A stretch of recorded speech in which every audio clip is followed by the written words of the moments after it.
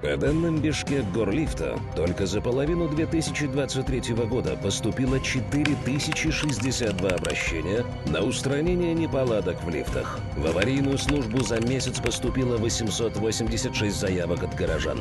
Было произведено 685 эвакуаций застрявших людей. Лифты – это неотъемлемая часть нашей жизни. Каждый день более 5000 лифтов перевозят десятки тысяч кыргызстанцев.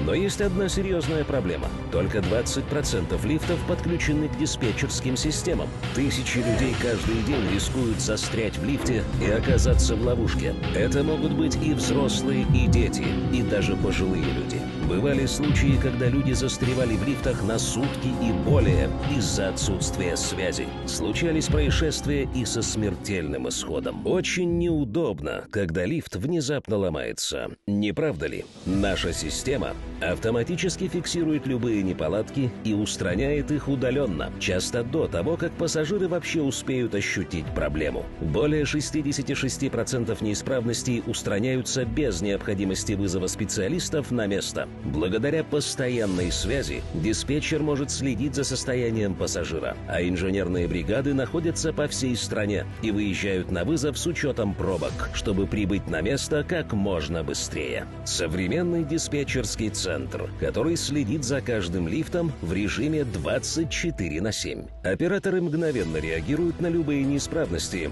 а виртуальная карта помогает нам отслеживать, где находятся инженерные бригады, чтобы направить их на помощь в кратчайшие сроки. Мы предлагаем объединить все лифты Кыргызстана в единую диспетчерскую систему. Это обеспечит максимальную безопасность и комфорт для всех граждан страны. Одна система, одно решение для всей республики.